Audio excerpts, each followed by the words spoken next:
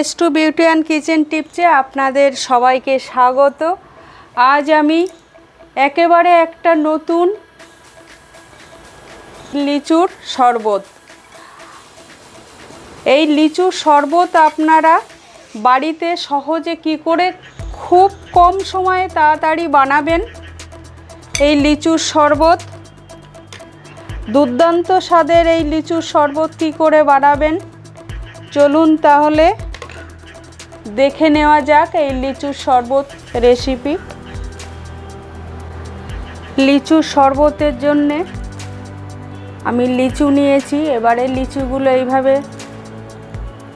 ছাড়িয়ে পরিষ্কার করে নেব।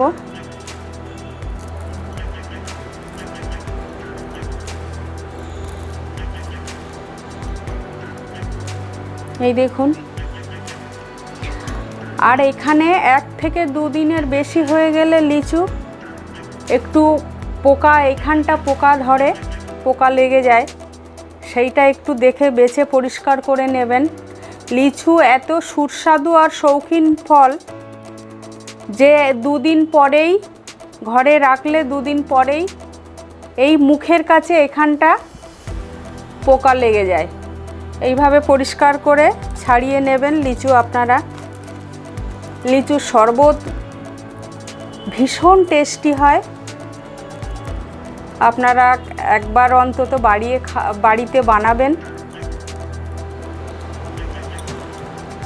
এইখানটা 2 দিন পরেই লিচু পোকা ধরে। এইভাবে আপনারা ছাড়িয়ে পরিষ্কার করে দেখে নেবেন। এই বীজটা ফেলে দিলাম।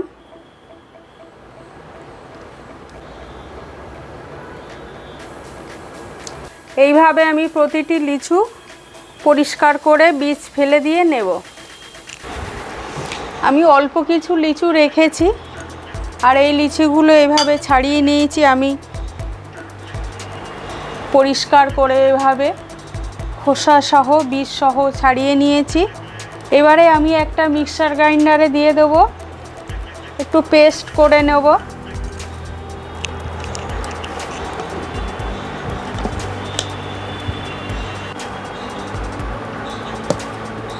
আমি লিচুটা মিক্সার গ্রাইন্ডারে দেখুন পেস্ট করে নিয়েছি। এই লিচুর শরবত একেবারে নতুন রেসিপি আর ভীষণই সুস্বাদু হয়।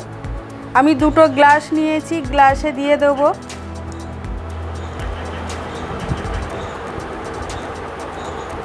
আপনারা এইভাবে মিক্সার গ্রাইন্ডারে দিয়ে এভাবে শরবত করে খেতে পারেন, অপূর্ব স্বাদ হয়।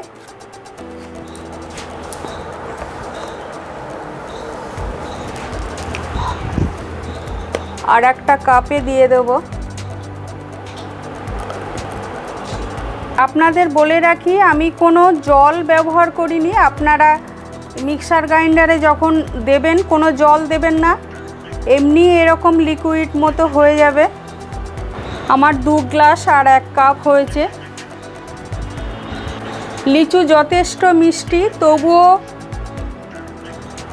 চিনিটা আপনারা আপনাদের পরিমাণ মতোই দেবেন, না দিলেও কোনো অসুবিধা নেই। যারা সুগারের পেশেন্ট আছেন তারা দেবেন না একেবারেই চিনিটা। আমি চিনি গুঁড়ো করে নিয়েছি, সামান্য একটু, দেখতে পাচ্ছেন অল্প করে দিচ্ছি।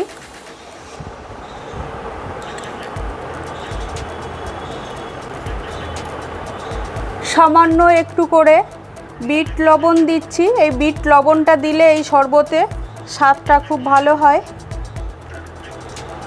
সামান্য পরিমাণ একটু লেবুর রস দিয়ে দিচ্ছি।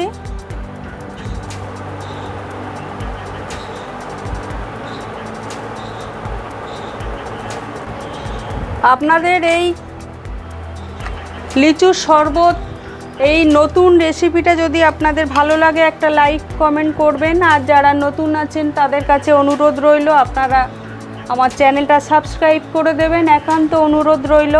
আমি একটু সামান্য করে এলাচ গুঁড়ো দিয়ে দেবো, দিয়ে একটু চামচ দিয়ে আমি একটু ঘেঁটে দিলাম সব গ্লাসগুলোতে।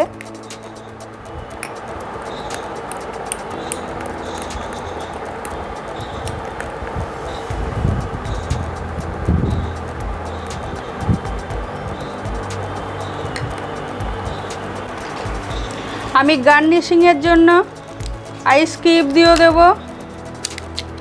একটা করে আইস কিউব দিয়ে দিলাম।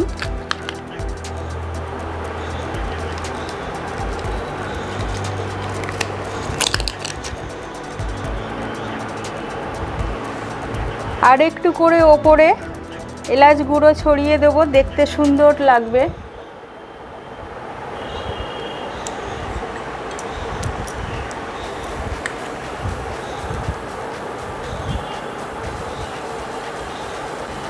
এভাবে একটু পাতিলেবু স্লাইস দিয়ে দেব। আপনারা এইভাবেই গার্নিশিং করবেন।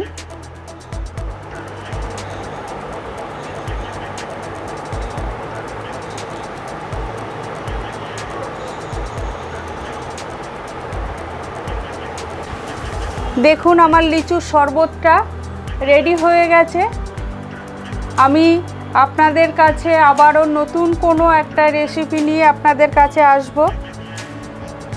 ধৈর্য ধরে এই লিচুর শরবত রেসিপিটা দেখার জন্য আপনাদের অনেক ধন্যবাদ। আবারও বলছি, বাড়িতে একবার অন্তত এইভাবে বানিয়ে আপনারা দেখুন।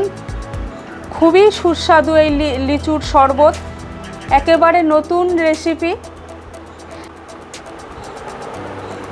লিচুর শরবতটা আমার রেডি হয়ে গেছে। আপনারা সবাই সুস্থ থাকবেন, ভালো থাকবেন।